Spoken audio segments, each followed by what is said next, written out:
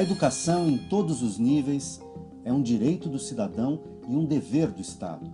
Até porque é estratégica ao desenvolvimento social, político e econômico do país. Aqui no Brasil, a entrada mais massiva do capital estrangeiro nessa área indica o fortalecimento da visão pela qual a educação é pensada como negócio. Transformada em mercadoria, a educação fica rebaixada como bem social a ser cuidado na condição de política de Estado a partir do debate público e da participação da sociedade. Se é assim, por que o processo de mercantilização, sobretudo da educação de nível superior, se intensificou? Como regular esse processo? Há ações dos poderes públicos para evitar a deterioração do caráter estratégico e social da educação?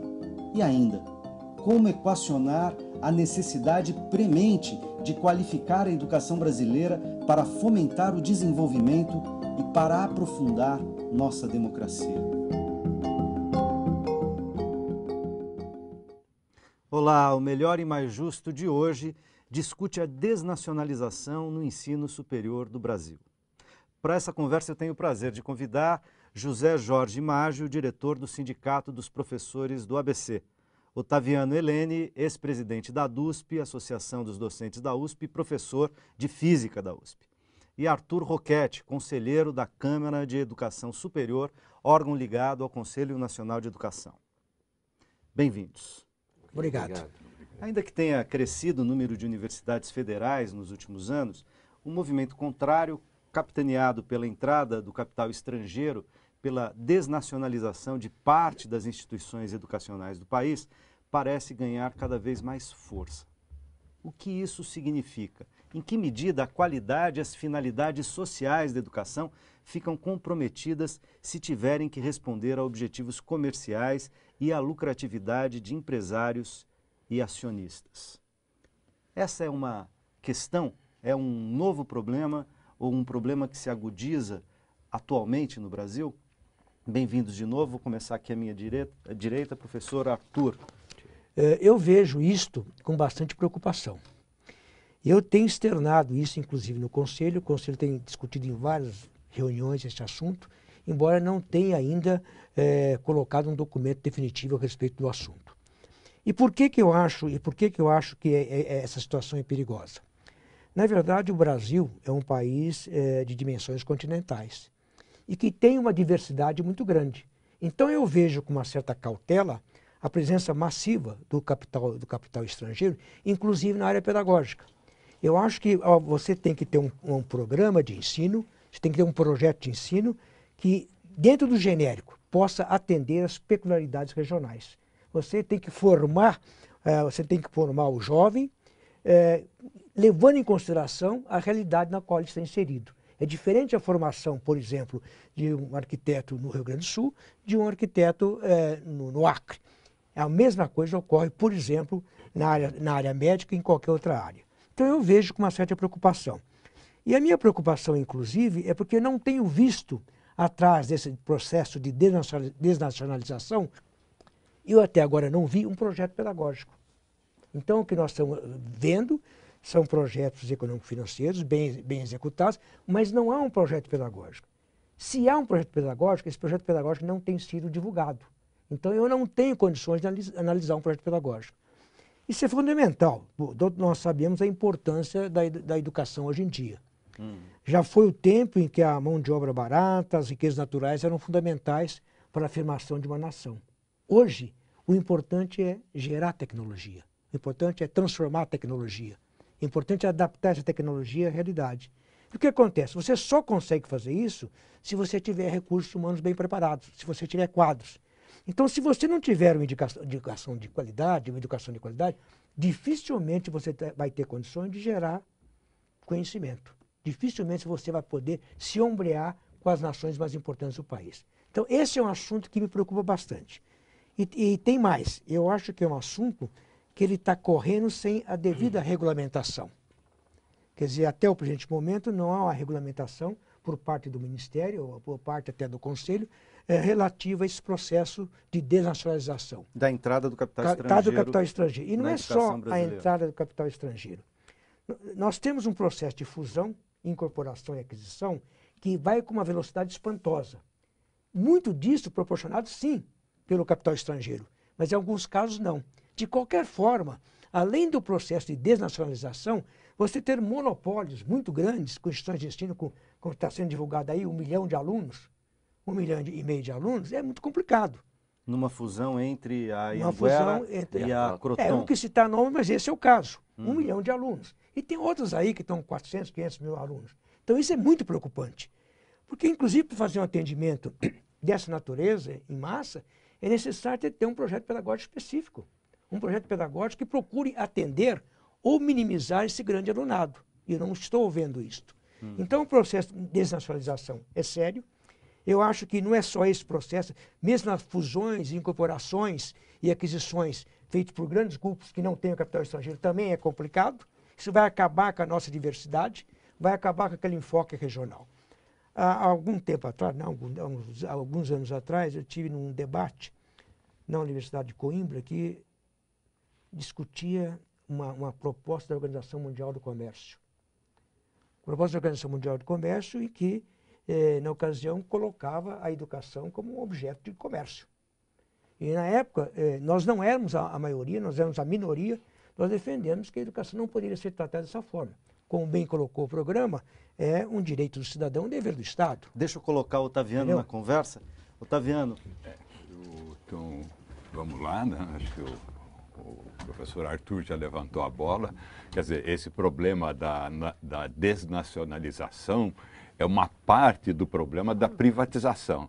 Quer dizer, todas essas suas manifestações valem totalmente para a questão da privatização. Quer dizer, o Brasil tem um sistema de educação superior altamente privado. O estado de São Paulo, se fosse um país, seria de longe o país mais privatizado do mundo do que diz respeito ao ensino superior. Um negócio completamente esdrúxulo, né?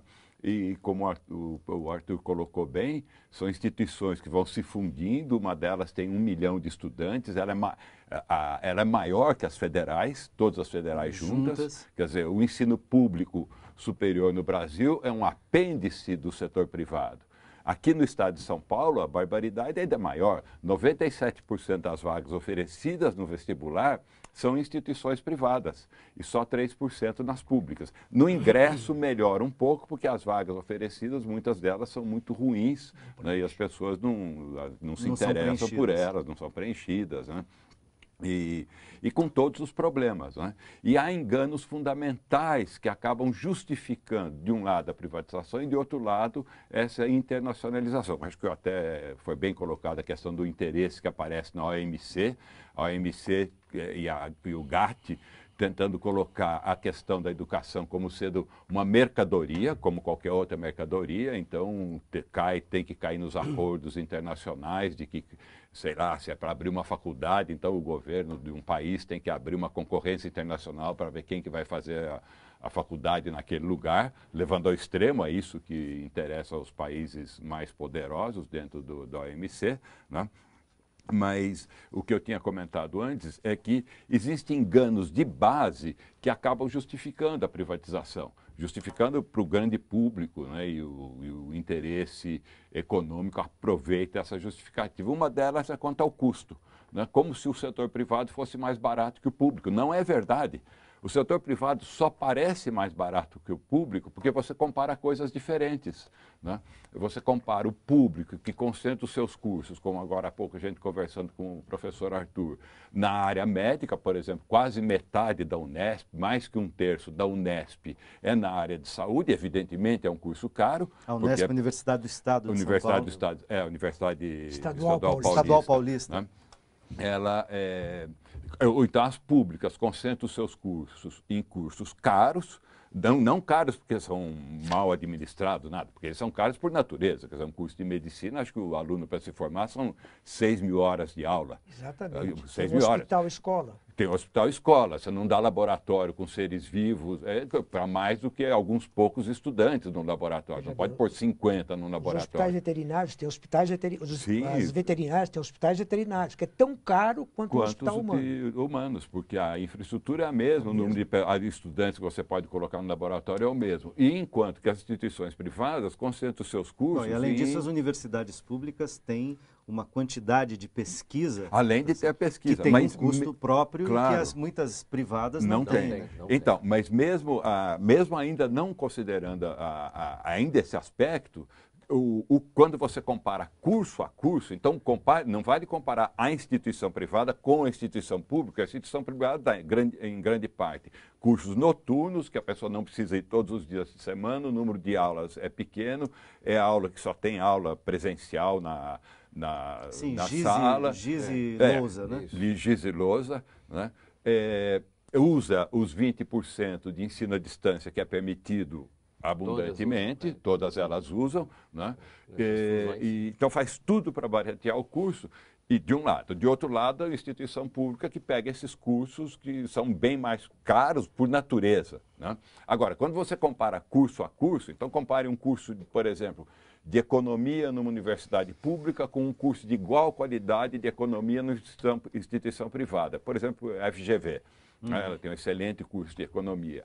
O custo da instituição pública é menor por estudante. A hora que você olha o orçamento com detalhe, é menor. Engenharia de tempo integral, por exemplo, é a mesma coisa. Quando você compara uma engenharia de tempo integral numa instituição pública com uma engenharia de tempo integral equivalente numa instituição privada, o público é mais barato. Deixa eu colocar o Jorge na conversa. E vale para todos, desculpa, só para completar, vale para todas as áreas do conhecimento. Se você pegar outras áreas do conhecimento, também é assim. Quer dizer, o setor público é mais barato e mais eficiente, mas eu volto a esse assunto. Jorge, quer dizer, como é que você vê essa questão? Sobretudo pensando nessa dimensão, do ponto de vista sindical, uma das coisas que se ouviu durante décadas no Brasil era de que os empresários do ensino privado, né, os donos de escola, ensino privado, e aí não só no ensino superior, diziam que o ensino não é uma atividade lucrativa, que eles trabalhavam com pequenas margens, daí reclamando os reajustes de mensalidades, etc. E qual seria o grande interesse do capital estrangeiro chegar no Brasil se esse não fosse um setor onde as margens de lucro são interessantes? Né? Bom, primeiro de tudo é que você pega que é um pouco na história, isso por volta dos anos, a mudança que ocorreu nos anos 1990 foi decisivo para essa questão, né? Inclusive com a própria Constituição de 88, nos seus artigos 208, 206, ela já prevê essa perspectiva desse capital entrando, né, no mercado nosso. Então, existe sim um regramento legal, né, inclusive dentro da própria Constituição Federal, permite isso. Permite, mas não regula, né? Não regula. E com a LDB de 96, também existe esse espaço para ocorrer, né, e de fato ocorre, né? Então, são instrumentos que vão garantindo a entrada desse capital aqui. E exatamente em cima daquela lógica de 1990, aonde o governo Collor, ele muda totalmente o eixo, né, nós tínhamos assim uma economia voltada mais para o capital interno, etc. Tal, né, e isso vai totalmente, abre as portas do país para a entrada do sistema neoliberal. Nessa política neoliberal, o importa é o lucro, e a mercadoria entra aí. E é nessa época que você começa a ouvir falar na Organização Mundial do Comércio, né, que a educação ela deve ser mercantilizada. Também. Existe um decreto, se eu não me engano, o decreto 2306, se eu não me engano, e esse decreto aí então permite totalmente a entrada desse capital, também não regra, mas ele permite a entrada desse capital externo para dentro do país.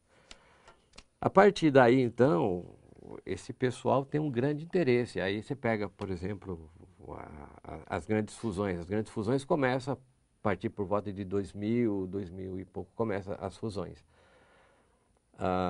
Chegando a 2005, aqui na região do ABC, chega por volta de 2007, onde a Anhanguera, ela hoje tem 5 instituições. No ABC. No ABC. falar um pouco mais dessa realidade que a gente convive com essa situação. Então, nós temos aqui a Senador Fláquia, né, tanto a tecnologia como o curso da Senador mesmo. Aqui compraram a Uniban. Em São Bernardo foi a Uniban e a Anchieta, Faculdade de Anchieta. E em São Caetano a FAENAC. Né? Agora, esse grupo ele tem uma particularidade, eles trabalham sempre com o chamado currículo mínimo, né, na lógica do capital. Embora não haja mais currículo mínimo na legislação brasileira, Pois a gente é. trabalha com diretrizes curriculares. Sim, Né? sim. Mas aqui ainda eles trabalham dentro dessa lógica. Então, por exemplo, assim, um curso de engenharia, você tem um curso de engenharia que é de 4.200 horas, por exemplo, e se o MEC autoriza um curso de 2.200 horas, estou fazendo essa comparação, então é esse de 2.200 horas que vão se trabalhar. Entendeu? E isso justifica que você tem aula de segunda, terça e quarta. Né? Aí, como o Otaviano falou, todo esse pessoal que está aqui dentro desses grupos trabalha com 20% da carga à distância. Né? Então, você tem assim, uma instituição que vai encolhendo a quantidade de horas de há um formação. rebaixamento importante da qualidade, Sim. certo, oferecida. Eu preciso fazer um rápido intervalo e a gente já volta com esse debate.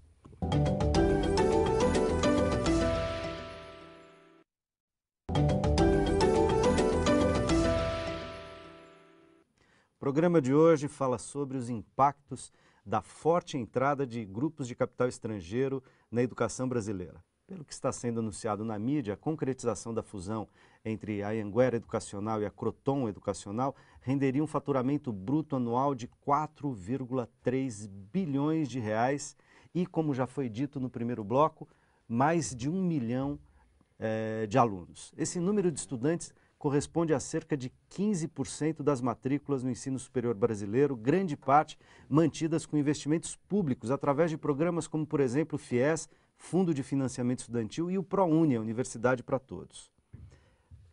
Caso a fusão seja aprovada pelo CAD, Conselho Administrativo de Defesa Econômica, há mecanismos para fiscalizar os efeitos dessa fusão na formação dos estudantes?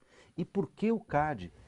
Por que nós estamos falando que quem regula e quem autoriza uma fusão no campo educacional é um órgão de economia e não o MEC, por exemplo? Né?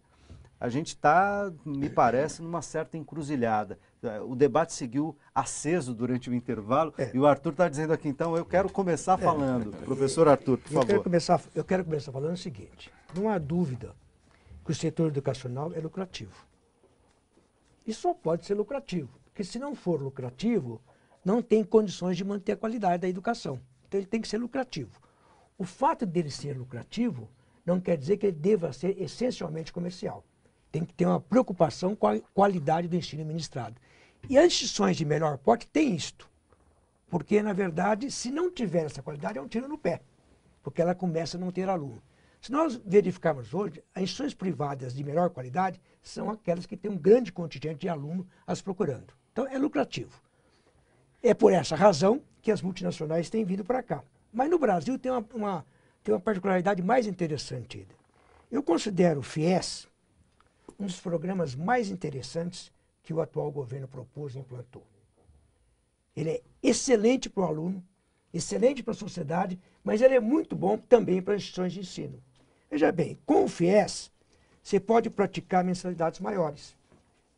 Com o FIES, a inadimplência cai. Zero, praticamente. E com o FIES, a evasão diminui muito. Então, se o FIES é bom para o aluno, e é bom para o estudante, se ele é bom para a sociedade, ele também é bom para as instituições de ensino que atuam na área. E essa é uma das razões também porque nós temos uma grande vinda de instituições com capital não nacional. Veja bem, eu não sou contra existir uma instituição privada e uma instituição pública. Eu fiquei 30 e tantos anos na universidade pública. Eu sempre achei, mesmo quando eu era vice-reitor, reitor da Unesp, que era importante ter o sistema particular, mas de qualidade. Porque nós não teríamos condição de reverter uma situação que nós tínhamos, talvez, um dos menores índices de matrícula de jovens na faixa de 18 a 23 anos do ensino superior. E não era possível promover uma expansão com recursos públicos da forma como precisava. E foi por isso que os governos aí... Aí tem um engano fundamental, Arthur. Fundamental. Quer dizer, acho que há alguns enganos fundamentais. Um é que está implícito na sua hipótese de que o setor público oferece cursos a custos menores, a maiores do que o setor privado. Eu não falei isso.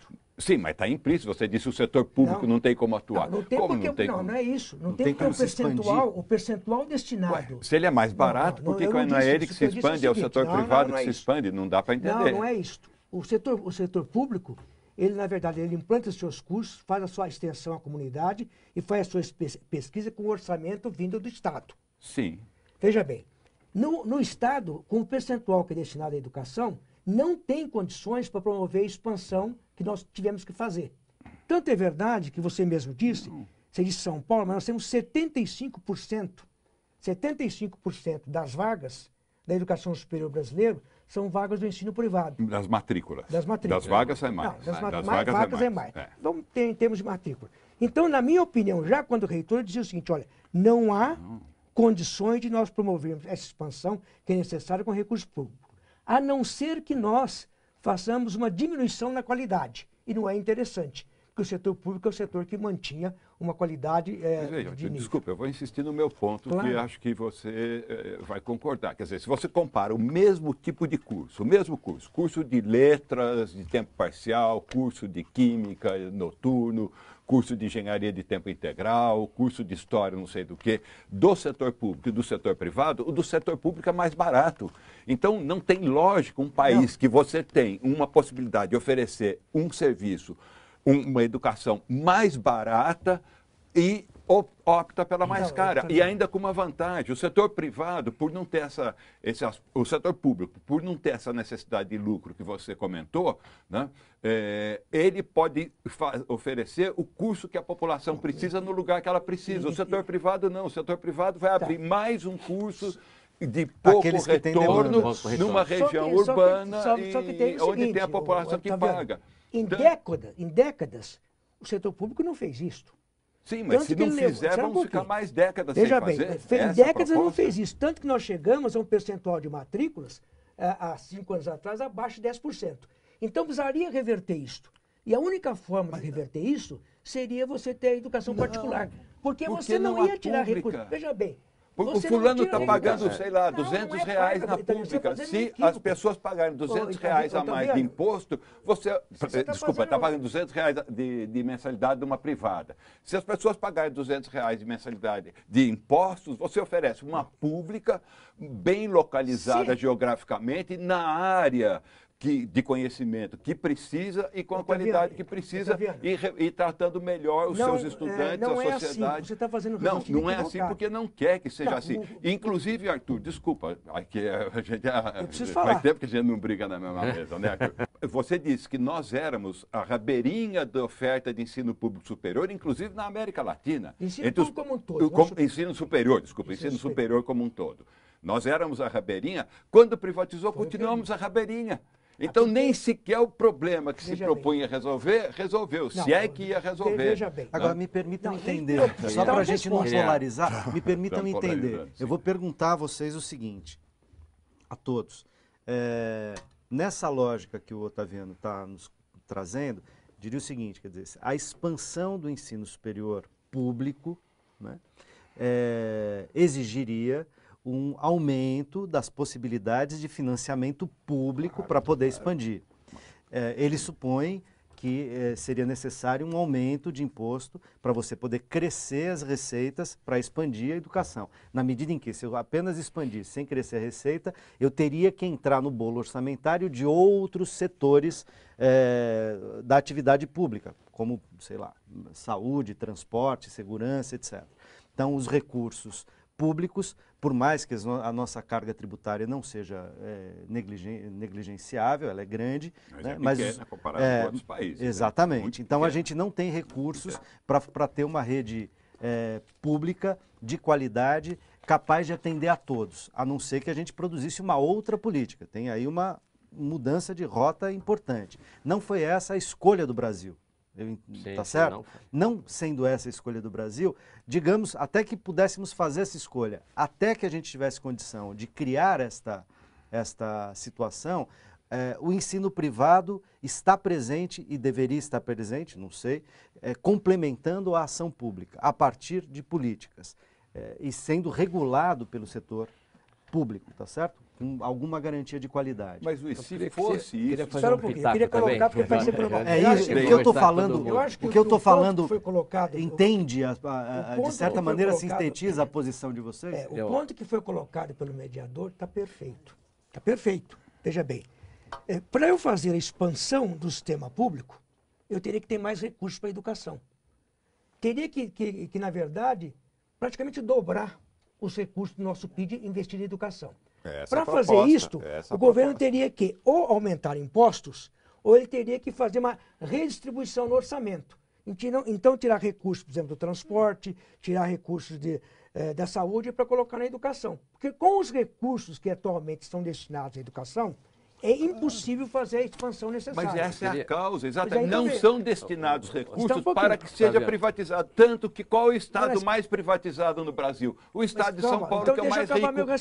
Porque se esse raciocínio estivesse correto, seria o contrário. Não, é o contrário. Em São Paulo, onde o setor público é mais... o estado mais rico, a arrecadação mais alta, seria mais público e menos privado. Onde é o contrário. É exatamente a lógica. Agora, deixa você está fazendo de novo um equívoco. Não, é onde o recurso público é maior, mas é onde também o recurso privado é muito maior. E por isso que não há oferta. Então, exatamente, você matou o problema. O setor público se ausenta porque tem uma população que consegue comprar esse produto. Para fazer a sua proposta, eu vou terminar, eu não terminei. Para fazer a proposta do senhor Otaviano, isso é uma política de governo. Claro. Então o governo deveria alterar a sua política. Deveria destinar à educação um percentual maior de recursos. Se o governo não faz isso, ele não tem outra alternativa a não ser abrir as oportunidades educacionais. E foi importante isso. Hoje em dia, Otaviano, quem faz a inclusão social, quem faz a democratização do ensino superior é o sistema privado, com todas as deficiências que ele tem. Porque o grande alunado está aí. Arthur, o grande alunado não está na Unesp e na USP. Para a gente evitar só uma polarização e também ouvir o Jorge, sobre essa questão. É uma coisa assim que ela está aí, tá para todo mundo enxergar, mas o que nós estamos observando é o seguinte, essas instituições, as fusões, e é disso que nós temos que falar, e não temos só a Croton, né, e nem a Anhanguera, temos também um grupo que está crescendo muito aí também, que é a Uniesp, né? Que vai na mesma lógica, né? E esse país aqui tem uma perspectiva da classe C e D, né? De você ter no mercado, ao longo dos próximos 10 anos, quase 10 milhões de alunos. Isso é significativo, né? Hoje, no ensino superior, nós temos mais ou menos cerca de 6,7 milhões de alunos. Desses 6,7, 5 milhões estão na iniciativa privada. E por volta de 1,7 na pública. Essa fusão Croton e Anhanguera, sozinha, ela vai deter 1,2 milhões de alunos. Até um pouco olha o tamanho mais. disso. Nós estamos falando só... E essa fusão, o que está acontecendo? De 2005 para cá, começa a ter as fusões, né? Esse ano, nós estamos vendo fusão de fusão. Claro. Vai ser por aí.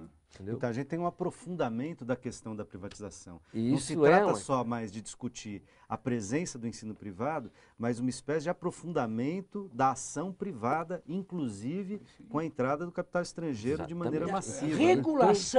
Regulação da entrada do capital estrangeiro, regulação das fusões, aquisições e incorporações. Isso teria que ser, isso então, é fundamental. Mas existe. A gente tem uma lei, um projeto de lei, que é o 2138, de 2003, que está parado no Congresso, que proibia a entrada do capital estrangeiro. Sim. Tá certo?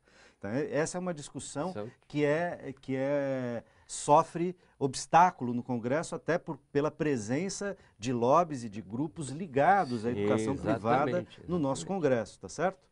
Então, deixa eu só completar aqui, fora isso também, a gente tem que começar a analisar também que essas fusões, elas também dominam a questão do ensino à distância. Hoje, praticamente, 1 milhão de alunos estão matriculados no ensino à distância. Esse grupo detém mais da metade desse. Entendeu? E o investimento... São vários grupos, São né? vários grupos, são vários grupos. Laureate, Cruton, você tem vários grupos, né? Não são... Por exemplo, a Anhembi Morumbi tem como capital lá a Laureate School, né, que está aí, vai entrando, e aí você começa a assistir agora a fusão de fusão. Se você olha para o ponto de vista assim, do trabalhador, vamos trazer aqui para as condições de trabalho de um professor nessa instituição, ela é muito complicada. Por exemplo, você não tem piso salarial. Se você não tem piso salarial, uma coisa é você estabelecer assim, um piso regionalmente. Em São Paulo, aqui na região da ABC, você pode ter um piso. Você vai para o interior de São Paulo, outro piso. Então, nada disso está regrado. E quando você não regra essas condições mínimas de trabalho do professor, você está comprometendo a qualidade. Claro, quer dizer, temos um problema no campo do currículo, mas temos Sim. um problema também no campo da precarização do trabalho. Essa é uma coisa que a gente tem que levar em consideração. Então, eu queria aproveitar um pouco nessa direção, uma outra direção adicional à sua, né? Essa internacionalização ou desnacionalização, ele tem um problema, porque o sistema educacional, ele não é só exatamente o alunado, você contrata exatamente o professor é o autor de livro didático, é a pessoa que dá palestra, é a pessoa que escreve artigo no jornal, é a pessoa que atende o estudante, então não é só... Então, quando você internacionaliza tudo. Esse é um problema também muito complicado. Então, você perde certas possibilidades de desenvolvimento nacional, não só do ensino propriamente dito, mas tudo aquilo que vem da vem formação dos entorno, quadros, da formação de quadros acadêmicos do país. Eu preciso fazer país. mais um intervalo e daqui a pouco a gente volta.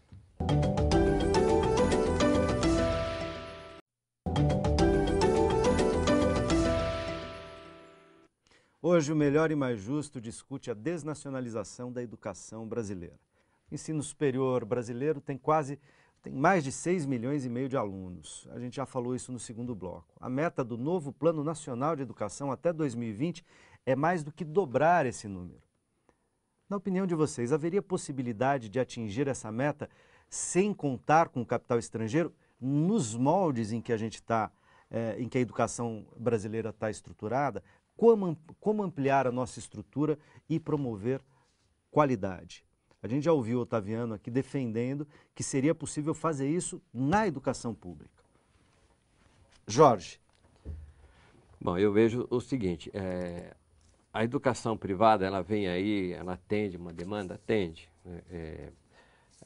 O sindicato sempre defendeu que a gente tem que o princípio da dinheiro público para a escola pública, né? Nós estamos aí agora na Conferência Nacional de Educação, onde se busca a aplicação do 10% do PIB na educação. E os royalties do petróleo também. Mas os royalties do petróleo é uma questão para daqui, lá para o ano 2000, etc. 2000 não, né? 2000 não, 2020. 2020, desculpa. E esses 10% aqui do nosso PIB, ele atrai a iniciativa privada, né? Se você olhar lá, está escrito assim, os 10%, no CONAI, onde a gente está discutindo esses temas, ele está escrito lá, 10% do PIB para a educação pública.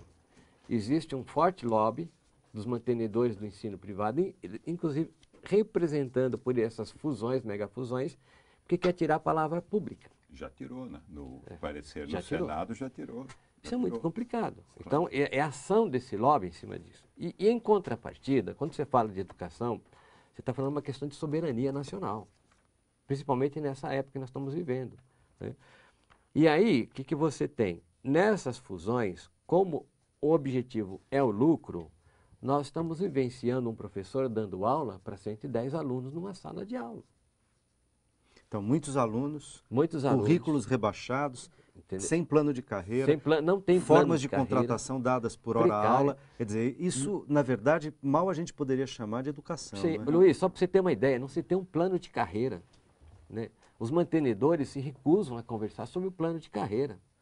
Os lucros, por exemplo, a Anhanguera e a Croton, elas divulgaram, e eles têm que divulgar isso, né? O lucro chega a 300%. Né? E eles se recusam a falar de uma participação nos resultados e lucros. Por parte dos trabalhadores. Sim. Então, para você ter uma ideia, um professor muitas vezes trabalha com a chamada ensalamento. O que é isso, ensalamento? Você pega um aluno... Essa eu nunca tinha ouvido, viu, Pois é. Jorge? Então, Ensalamento. ensalamento. Isso se pratica aqui porque a lógica é sempre trabalhar com sala cheia. Então você pega, vamos pegar assim, aula de microbiologia. Um aluno do primeiro ano de microbiologia. Ele pode estar estudando com um aluno do terceiro ano de microbiologia.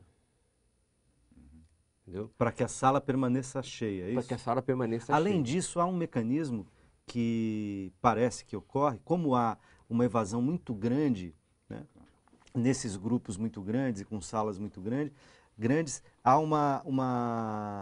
eu diria que uma espécie de manipulação econômica, que é de você oferecer valores de mensalidades como se ele tivesse desconto, não com Sim. valor cheio, nos primeiros anos, na medida em que a evasão aumenta, então nos primeiros anos, com muitos alunos, você já constrói o teu lucro, aí você perde muito aluno, mas você já construiu o teu lucro. Já está segurado. E aí, com aqueles poucos que sobram, você vai retirando os tais descontos para que aqueles paguem mais, né? Isso não seria um abuso econômico, inclusive? Então, aí hoje nós podemos dizer o seguinte, o CAD, daí quando você colocou no primeiro bloco a questão do CAD, o CAD ele tem que entrar um pouco por aí. Porque existe instituição que ela fala o seguinte assim, olha, se você estuda aqui, a instituição paga o seu FIES. Você vai pagar R$50 trimestralmente, esses R$50 que você paga trimestralmente é uma taxa definida, né, já dentro do próprio FIES, e a instituição vai pagar para você o FIES depois de formado. Para isso você precisa ter comparecimento, você precisa fazer as suas provas e você precisa ter a excelência acadêmica. Ou seja, você precisa ser aprovado. É. Não pode ter reprovações. Eu não sei o que é excelência acadêmica. Ah, não há definição. De repente fala assim, você não tirou 10 em todas as provas, pronto. Perdeu. E um detalhe, quando você vai assinar o FIES, não é a instituição que assina, é você, aluno. Sim, é um contrato com o próprio aluno. Entendeu? Então, quer dizer... Você não tem nenhuma garantia de que a instituição cumprirá essa promessa. Não. A gente teve, a mídia noticiou recentemente que a Unital, por exemplo, colocou de uma vez só 1.000 estudantes no SPC. Né? Quer dizer, você tem, me parece que a gente tem uma questão, inclusive do ponto de vista da regulação econômica, muito complicada nesse setor. Não queria ouvir. Agora, então, deixa eu Otaviano e o pegar o Arthur. meu ponto fundamental. O setor público oferece o mesmo curso a um custo inferior, um curso de melhor qualidade, tem um melhor relacionamento com os seus docentes, faz pesquisa, pode colocar os cursos nas regiões do país, do estado ou da cidade onde eles dão maior retorno e pode também oferecer os cursos nas áreas mais importantes para o desenvolvimento social, cultural da sociedade e inclusive para o crescimento econômico. A pergunta é, por que fazer de forma diferente? Parece que é uma burrice intrínseca no processo. Quer dizer, e sem que isso tenha tido sequer qualquer grande efeito na escolarização da população quando a gente compara com o restante do mundo. Muito pelo contrário. Nós éramos a rabeirinha da América do Sul, entre o segundo e o terceiro país com situação educacional pior, continua... Penúltimo em alguns. Aí depende do quesito, é o penúltimo, o antepenúltimo. Então, Otaviano, o que você está dizendo é que então, é fundamental uma mudança na política pública, priorizando o ensino público e diminuindo ou até exterminando, digamos, a iniciativa privada no tempo. Exatamente. E essas questões que o Jorge levantou aqui, a gente sequer podia estar discutindo num país, quer dizer, discutamos a educação como se fosse um negócio, que é o CAD que resolve, não tem sentido, em que a gente chegou num ponto absurdamente absurdo. Então, além de todas as consequências, inclusive econômicas, porque um sistema educacional, a educação traz retorno econômico. Acho que até como o Arthur levantou no começo, o investimento em educação ele tem altíssimo retorno econômico. Ele compete, inclusive, com investimentos diretos no setor produtivo. Deixa eu colocar o Arthur de volta na conversa e perguntar uma coisa. Como é que a gente coloca a sociedade nesse debate? Porque parece que essa não é a visão comum, o senso comum, inclusive, digamos, das classes média e alta, porque no ensino básico há uma imagem, não sei se mitificada ou não, de que a boa educação está na escola privada. né? Tanto é que os filhos da classe média, por exemplo, em São Paulo, estudam nos grandes colégios particulares. E, ao contrário, quando chega na universidade, a boa educação está na escola pública, né? Como que a gente traz para o debate a sociedade, as famílias e os estudantes, né? Olha, na verdade, esse debate tem sido travado. Os setores ligados à área educacional têm apontado a necessidade de uma melhoria do sistema público na educação fundamental. Todos nós temos apontado isso. Isso é vital para o país. Sem que nós tenhamos uma melhoria no sistema público fundamental, nós não vamos chegar lá. Naquilo que o Otávio falou e que eu quero, que você quer. Não vamos chegar lá. Então, acho que a população, e mais do que a população, os setores governamentais têm que ser sensibilizados da necessidade da melhoria no ensino fundamental. Veja bem, público. Veja bem, nós temos atualmente 7% do PIB. Sim. Nós estamos não, de jeito nenhum. De jeito nenhum. 7, na conta mais exagerada que saiu há uns 2, 3 dias atrás no jornal, dava 6,3 ponto. 6,1 ponto. Mas na lei Senai, tá Senac, FIES, ProUni. Não, é muito menos que a lei isso. Está 7. É muito menos que isso. Não, mas a lei está 7. Você disse que seria quando a lei, exatamente, a lei é 7. A lei qual?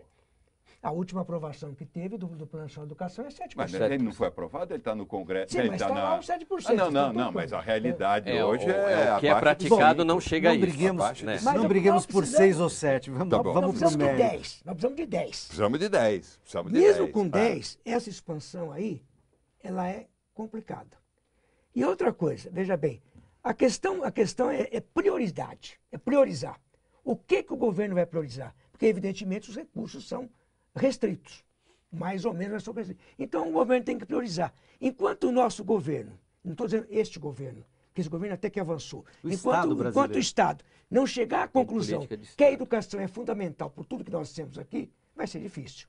Os senhores devem ter observado que é cada vez maior a oferta de cursos no exterior. Antigamente era só para pós-graduação ou especialização. Agora não. Inclusive com políticas públicas. Exatamente. Ciência Canadá, sem fronteira. Austrália e outros países dessa linha estão oferecendo educação superior. O nosso aluno está indo para fora. E aí o que ocorre? Muitas vezes os melhores quadros não voltam. Então nós estamos exportando gente de QI elevado. Nós estamos exportando quadros altamente preparados. E se nós quisermos realmente reverter a situação atual, não existe outro caminho que não seja a educação, a pesquisa científica e a busca da inovação tecnológica. Fora disso, não há. Mas viu, Arthur, uma coisa é a internacionalização, que é isso que você está falando. Né? Outra coisa é a desnacionalização. E esse é um problema muito sério. São processos muito diferentes. Se a internacionalização de boa qualidade é bem-vinda, porque também há uma internacionalização eventualmente de má qualidade. Você pode até fazer um intercâmbio. O intercâmbio está dentro da linha da internacionalização. Agora, a desnacionalização é uma coisa muito complicada. E aí a gente tem que ter um olhar também para a questão da educação básica. Né? A educação básica hoje ela precisa ser repensada com a política de Estado. Não dá para jogar tantas crianças para educação básica. E hoje o dado que se tem é que mais de 1 milhão de alunos está saindo da educação básica e indo para o ensino superior. E isso é mais um elemento que atrai esse capital externo. Claro. Né? Porque aí você tem uma correia de transmissão. Entendeu? Então nós vamos ter assim 2 países. Um Brasil, que é voltado para classe C e D, e um para uma elite. Entendeu? Sim, mas complementando, Jorge, acho que nós já temos exatamente isso. O sistema educacional, ele funciona exatamente como um instrumento de segregação social e econômica no país, de marginalização de grande parte da população. Você sabe que no ensino fundamental, 1/3 das crianças não conclui o ensino fundamental. Saem do sistema educacional e fica por isso mesmo, apesar de ser obrigatório por Constituição. Né? E frente a isso, os municípios, o Estado, a União, os Conselhos Estaduais de Educação, o Conselho Federal de Educação, o Poder Judiciário, finge que não vem. Quer dizer, é uma coisa que está na Constituição desde 88, né? E ninguém sabe, ninguém toma providência nenhuma. Passa batido como se não ocorresse. Então, é um instrumento realmente de segregação e de concentração de renda, etc. Sim. O que nós vamos ter no futuro? No momento que você tem isso que você disse, 1 milhão de pessoas vão a cada ano para o ensino superior e outro 1 milhão de pessoas saem do ensino fundamental sem completar o ensino fundamental, você construiu todas as condições necessárias para que o futuro, no que diz respeito a diferenças de renda, a concentração de renda, diferenças regionais, a marginalização, a uma elite lá em cima. Os abismos sociais que já temos. Então, construímos já. A próxima geração já está construída.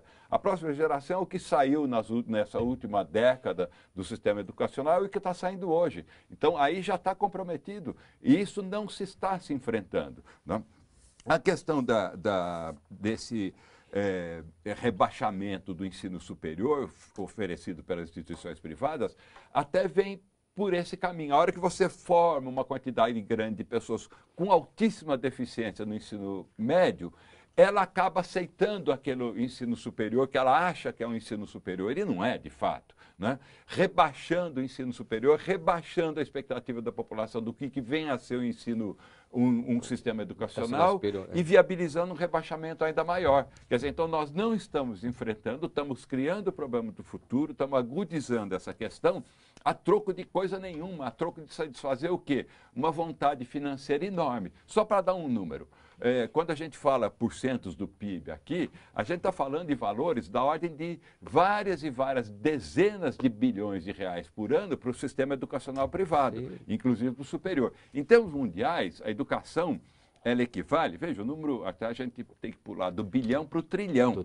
O sistema educacional mundial, que o setor privado, nacional e internacional está de olho, a AMC ajudando, né? Ele é uma coisa que está na casa dos 5, 6 ou 7 trilhões de dólares por ano.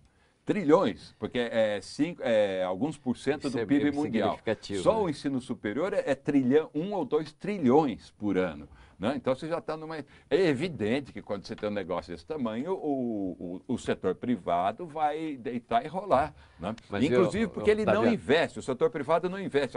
Você mesmo colocou na abertura a entrada do capital estrangeiro para não sei o que lá. Não existe capital no setor privado, não existe investimento de capital. É o contrário. Esse grupo hoje, eles operam na Bolsa de Valores. Claro. Né? O objetivo ali é exatamente aumentar o lucro por esse outro viés. Eu só quis dizer, só quero complementar. Eu estou com o tempo estourado, o Arthur não falou nesse final, e tem que ser brevíssimo, Arthur. Eu acho que ao longo da minha vida, de 35 anos na Universidade Pública, eu sempre lutei contra essa dicotomia. Sistema público é excelente, sistema privado é de má qualidade. Eu sou contrário a isso, porque não é assim. Nós temos instituições privadas de baixa qualidade e temos instituições privadas de boa qualidade. E o mesmo ocorre no público.